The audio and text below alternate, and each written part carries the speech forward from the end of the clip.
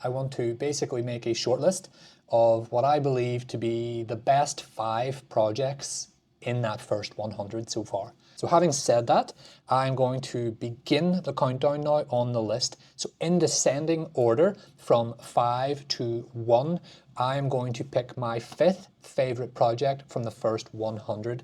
So this is, in 5th place, we have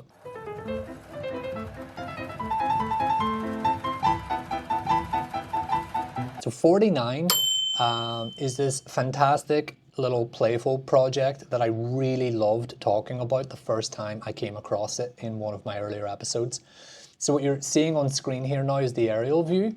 And I think just some things now that I want to look at in a little bit more detail. So what I loved about this project first time round was really just the sort of playful nature of it, in that the way that it's been sort of assembled, the way that it looks like it would be designed in sort of pieces, the way that it's been communicated visually through different drawing styles and diagrams. And overall, there just seems to be some really nice ideas in this project. So I think I like to kind of shout out basically any architectural project that has a lot of real spirit in it. It's very sincere, and I think this project is one of those. So again, just looking at it again now, this actual aerial image, it isn't the best image. I have questions in general about it still. For example, what is actually happening on the roof here? And the entrance is quite clearly visible here. And then what is this sort of inset angle here, this sort of plaza space? Like, what is the idea behind this? And I think what kind of caught my eye the first time is more about how the facade was sort of assembled and composed. And again, that's still probably one of my favorite things about the project. So again, the first image isn't like the strongest part of the project. But if we go to image 2, again, like image 2, the diagrams here don't actually blow me away. It's really what comes after these images that I really love. But in general, let's have a look here now. So again, before I was sort of completely overwhelmed by how many projects reference the alto vase, we have it again here. So I have to be consistent. They also included an image or a little sketch of it here. But I mean, let's just have a look here, okay? So building as a city, use as an experience, enclosed experiences, design as objects, linear development, new building, outdated, demolished. I don't understand what that means. Circularity as a new guide. The external facades are heavy and relate to the slow processes of building the city. See, I think there's a really nice architectural idea here, even if it is slightly philosophical and slightly, you know, kind of, you know, above there, but I still think that's good. Using recycled bricks and upcycled walls, a design process involving all of Finland's design and architectural community, the museum will be a collective effort showcasing the talent present today. So I think that sort of paragraph is what really made me fall in love with this project, and I'll explain that a little bit better. So often the case with these competitions is that the project that wins often has the blockbuster visuals. Like, I'm talking the most stunning photorealistic CGIs, the most just kind of high-end presentation material. And that's important for competitions. But sometimes a really great piece of architecture can be less about how it looks and more about how it is made and how it works. And I think they have such a really cool idea in how this project would work. So when we go back and look at the image here, see, it's not to everyone's taste. Maybe it looks quite messy and quite underwhelming, but the fact that I sort of understand what the kind of big idea is for the project, and I can see that translated into the visuals, makes me just really love it. So again, the museum is a workshop, an incubator for new ideas, a workplace for the city, a public experiment. There's a real social idea in this project. It's something that I could just imagining working very well as a piece of civic architecture in a city like Helsinki. A building that sort of celebrates the city, its design and architectural culture, but also involves people in the construction and the making and the design of it. It's a real community project, and I think we haven't seen a lot of projects that do that. So that's sort of why I really give this one top marks, and it's why it's in my final 5. So if we look at some more images here, again, it's so playful. It communicates its idea very well. The style of visualization here is really light. It's really artful. There's a combination of sort of watercolor textures. There's some photo textures in here. There's a little bit of an architectural model in here. It's very abstract in places, and then it's very detailed in places.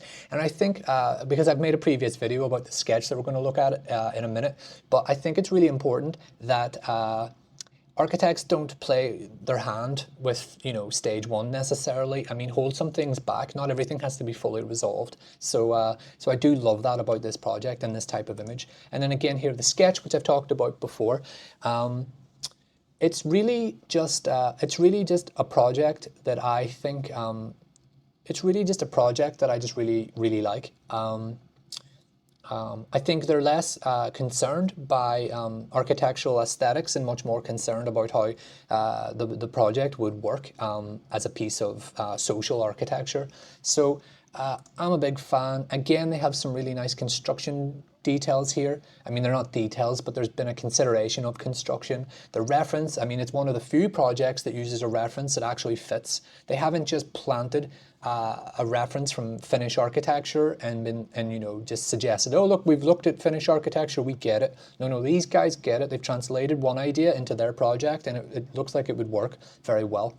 So the reason this is fifth on my list and not higher is that ultimately it's an idea. It's a project as an idea. And what we see here is likely not what we would actually get, but because the idea is so strong, I would love to see more. Therefore, I feel it should be shortlisted, and these architects and this team should get more time to develop their project. So again, maybe I'm actually punishing it a little bit for not being clear enough, but the idea alone gets it into my shortlist. So 49 inner city, well done. Awesome project.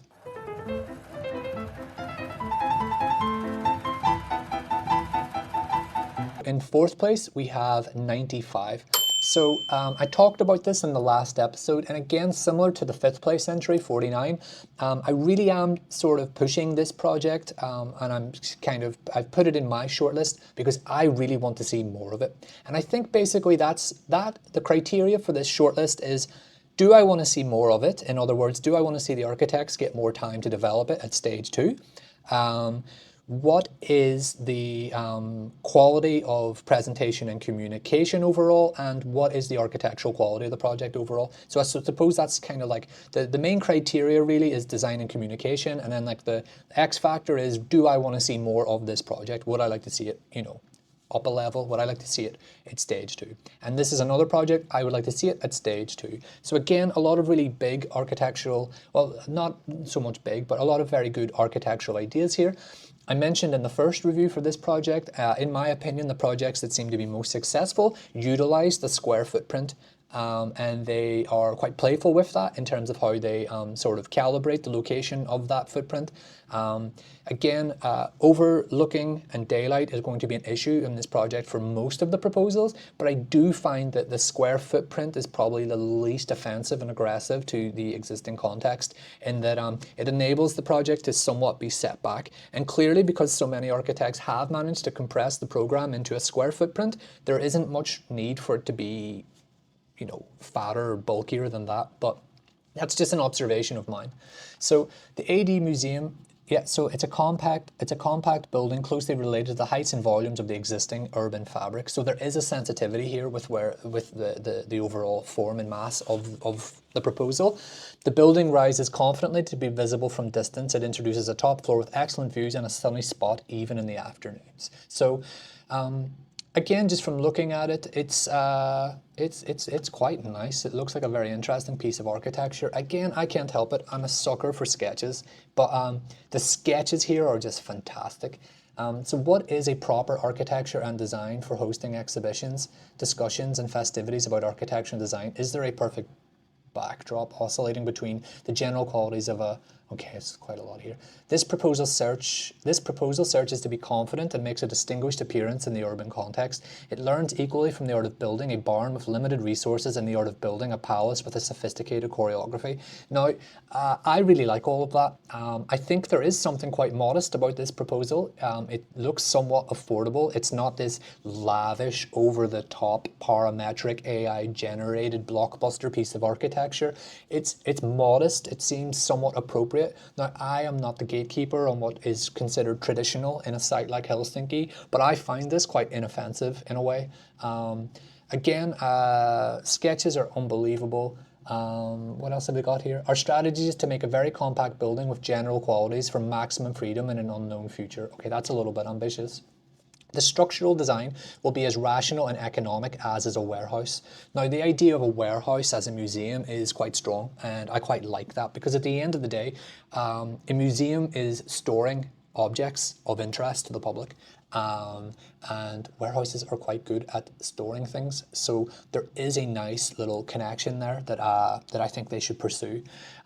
The building's attitude is suggested to be non-heroic and down to earth. Now, this is a situation where I don't mind the architects describing the project to me, because I generally agree with what they're saying. The wooden interiors, familiar, sensual, and comfortable. We believe these attitudes with low barriers and high comfort will make a local citizen or an international sponsor equally at home. So there is something quite democratic about the architectural aesthetic of this project, in that it's welcoming in a way. It's modest, it's not overstated, it's not flashy, it's not rich, but it can be elegant and it can be quite humble. And again, you can just see it with the quality of these sketches.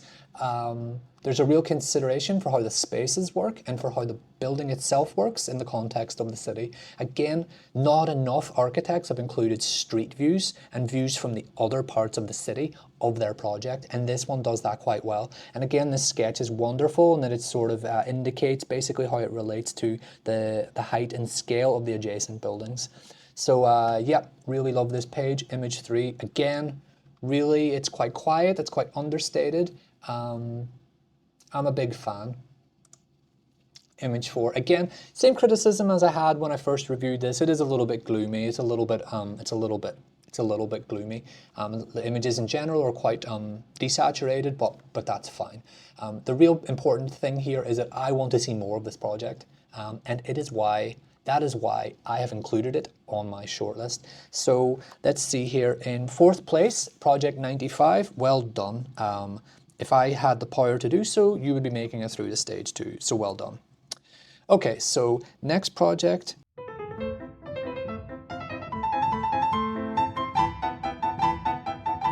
So in 3rd place, we have 67.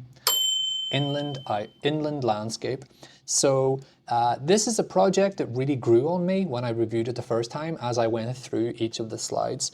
So again, not a box, not a square, something a little bit more distinguished, a little bit more geometric, a little bit more kind of bendy and stretchy. But I really loved this project. I thought it was really cool. Very architectural. So if we go to image 2, so these sketches were just fantastic, and I thought the way that the sketches here worked with this sort of elevational CGI just kind of sold me on the project. So there is this idea of the primary structural elements basically being somewhat visible behind this screen of horizontal timber elements. And I think there's something really playful about that, but it looks very well resolved even just in these images. So again, there is an argument to be made about having so many pieces on your building in a site like this one, like on a harbour. But because there's a lack of construction information or detailed design in these 5 images, it's really hard to know how this would work. But again, there's this idea of stepped setback terraces, external, and then the interior spaces look very warm. So if we look at the sketches here, a monolithic and distinctive object. Yeah, absolutely agree with that.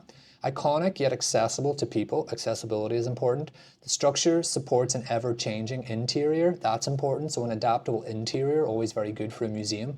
Sculpting a series of plateaus provides views towards key attractors. So this is what's quite interesting, is that they've actually enabled views of the city all around the perimeter of the building. So they haven't really recognized any one key facade as the best view. They've sort of staggered all of these plateaus in a way around the overall volume of the building. So that's interesting. A dynamic, expressive facade enhances depth and the tactile experience. I think tactile is a good word. I think when I see this, what I want to do is I want to touch it, and I think that's quite a good thing. A museum that activates the surroundings. So if we go to image 3, I just love the quality of these images. I just think they're beautiful. I love the way that the interior spaces are somewhat legible through the horizontal elements on this facade. And then we can also, the structural frame is also legible here in on the same facade. I think that's really exciting, and I love projects that do that. And again, at different times of day, the building looks different, and I think that's why they've sort of put these two images side by side, where the building in sunset has one particular hue, but then the building in an overcast, gloomy day can look a little bit different. I think my only real criticism about this one is when I look at this bottom image here, it does look a little bit like a cruise ship kind of waiting in the harbor. So there is that kind of bulky cruise ship mass about this project, but it's not really enough for me to kind of, you know, cut it from my top 5. So again, image 4, I absolutely love this interior space. The spiral staircase, which we've seen quite a lot in a lot of these projects, actually works really well here in that it simply works in relation to the floor levels that we're looking at, so that's good. I love the big giant open cut in the roof ceiling soffit and how the natural light plays with the brickwork here. So again, or is it brick? It looks like some type of tiling and stone cladding in here. Yeah, I just think overall, I love this surface material here, the sort of flagstone, with different gradients of shine and gloss on it. Yeah, I just think this is such a warm, interesting, cool project. I do wonder a little bit about how this detail works here and how these sort of columns support the facade and the rest of the building, but I'm guessing that's something that the architects know about. So from a distance and up close, the new AD Museum expresses a sense of enigmatic allure by not revealing too much at any time. I think that's what's important and what I love about these images in particular. It really makes me curious to see more. Like, what's going on, you know? Like, there seems to be a real architectural rationale to the way that the facade is articulated, but then I want to see more as well. Like, I want to visit this building. It's really interesting. So they say, as you enter, the atmosphere shifts, similar to stepping into a naturally grown dense forest. Here, the light, scent, temperature, and towering scale of the trees create a centering experience, drawing your gaze upwards towards the sky. Similarly, the foyer and atrium space embrace a darker, warmer, and more intimate ambience, deepening the transition between the exterior and interior. This encourages visitors to leave the outside world behind and immerse themselves in the discovery of worlds within worlds. Now, there is an argument to be made that that is quite flowery language, but I'm buying it because when I'm reading it and then I'm looking at the images, I'm like, yeah, I really want to see this project. I really want to see more of this. So, last image. References, yeah, not going to talk too much about the references overall. So again, this is project 67 and it is third on my shortlist in the first 100 projects. So 67, well done. I would love to see you move on to the next stage, but that is not in my control. So okay, coming in second place,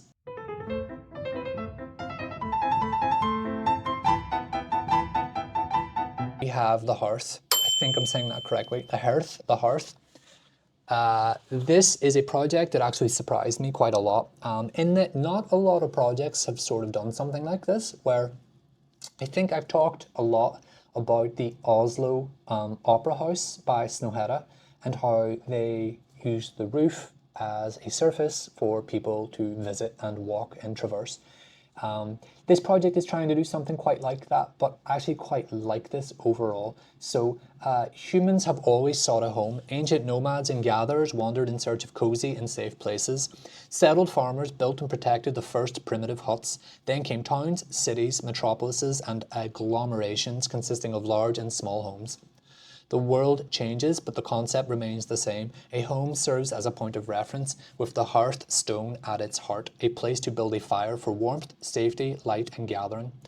In Finnish tradition as well, the hearth is the starting point of a home. We envision the new home for ADM as the hearthstone, embodied by an open and accessible elevated plaza. This space will be a hub for creativity, exploration, and a welcoming openness to both the city and the sea. So I think there's a nice idea here, and I also think there's a nice project here. So usually they're the first two things that I'm looking for. Yeah, some cool diagrams generally. I love seeing the programmatic diagrams. They're always very useful. I think what I like about this project though is really the choice of material and the way that it's been visualized. So formally, it's quite playful and quite well articulated, and that we have these two high elements, and then they kind of come down and meet this falling roof profile that meets the public space here at the ground floor, which I really like. The cladding is very interesting. I think the shapes and the way that they play with the geometry is very interesting. And then the articulation of the interior spaces is also very interesting. I love a timber interior in general. So again, seeing the CGI here of kind of moody night shot helps as well. Yeah, again, I mean, I can't be critical of it for simply showing me the lobby space, but some really nice ideas here. The views out look fantastic. Choice of materials, very good. References, yeah, all fine. Ultimately, it basically passes on all three of my sort of tests, really. Do I want to see more? Yes. Has it been communicated visually, effectively? Yes, yes, yes, yes. Is it architecturally, quote, good? Yes, I think so as well. So this is my second, this comes in second place in my top 5. And that means there is only one more project to talk about in the top 5.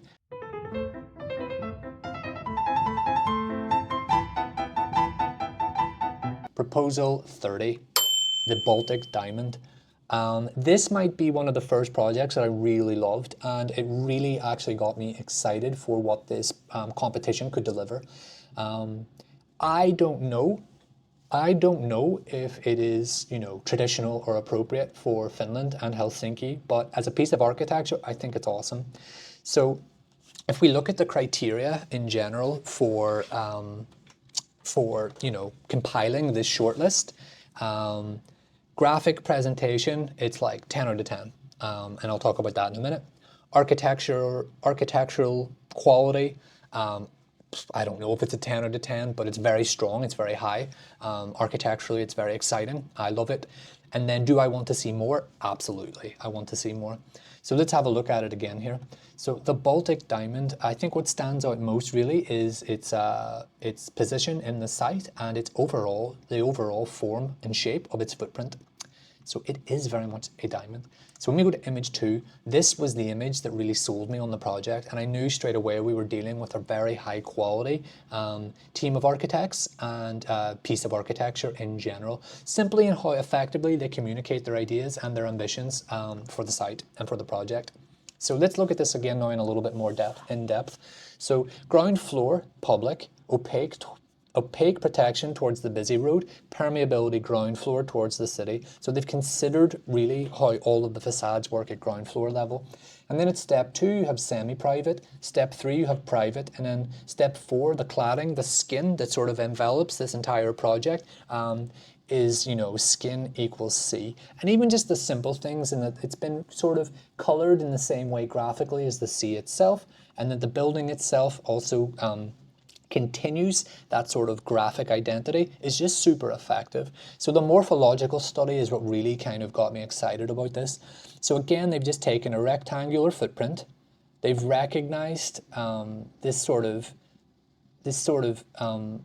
urban axis here in relation to the new development that's being built, and then they've sort of sliced away any excess, and then they've managed to put the program within that. So it's quite simple, really. It's like a 1, 2, 3. So again, obviously, I love this. The central elements that are of concrete or of something more structural with more weight is the service and the core, and then obviously the floors are supported around that, and then there's a really beautiful double skin system added on top. It's quite simple from a technical point of view. Diagrammatically, it's very simple and easy to read. And then when we look at image 3, yeah, it's just very interesting. It makes for quite a dynamic facade in that it seems to be quite reflective, quite how do you say this, quite mirror-like in a way. We see sort of the city within the facade, but we also see the sea within the facade, and I think there's this sort of absorbent quality to it, and that it can kind of, you know, really feel unique and special. And of course in the evening it can glow like a little delicate little diamond here, which is quite nice. And then the interior image is very effective in that we have, as a result of the cores being located the way that they are, and then the shape of the project being the way that it is, what you sort of get left with in the middle is this really interesting central space, where again you can just see it's a real celebration of architectural space in general, but also architectural you know, art and object all in the same space. And it's just such a powerful image, and I really love it. And I love the way that the circulation is sort of this connecting tissue between the service core blocked elements, and the way that they sort of are all connected through these balconies, and the way that these balustrades are sort of the same weight and material as the service cores. And then basically the negative space around the cores is the museum space itself, and it's just so nice. And even just the way that these vertical timber elements in the ceiling, these large heavy rafters, are just sort of kind of filtering through the light. It's exciting. So I think I really love this project. I think if I had one real concern, it doesn't need to be concrete. Is there a more environmentally positive alternative to that? I don't know. But again, because I want to see more of it at stage 2, maybe these things will be considered. So again, we go here to image 5, alto vase again, but they've actually looked at the vase in terms of what makes it unique, what are the material qualities of it, how does it work, and then they've sort of extracted that quality from the reference, and then they've applied it to their architecture. So again, what I actually never touched on the first time I looked at that is how effectively they've actually used the reference in a way, whereas so many other projects just include a photo of it, and then they sort of kind of wink at the jury, and they think, yeah, Finnish architecture, yeah, alto, yeah, we get it. It's like, but I don't think that you do get it. These guys get it, and I think that makes for a really exciting project. So to summarize again, I just think this is very strong. Again, there's still 523 other projects to look at, so I have no idea where this will actually filter out in my overall final shortlist, but it has made my first shortlist, so it is in my top 5 of the first 100 projects. So 30, well done, really love this, hope to see more, and wish you all the best, hopefully for stage 2. So let's run through it one last time, just so that everybody can keep track. In 5th place, we have 49. In 4th place, we have 95. In 3rd place, we have 67. In 2nd place, we have 40. And in 1st place, we have 30, the Baltic Diamond. So before we move on to the next 100 projects, I just want to give a shout out again to all of the architects who have worked incredibly hard on all of this, and to anyone who's been following along and enjoying the series. Thank you so much. Your support means a lot. Like, subscribe, share, comment, and let's keep the conversation going. Okay, and I will see you next time for the next episode, where we look at the beginning of the next 100 projects. Okie doke, all the best.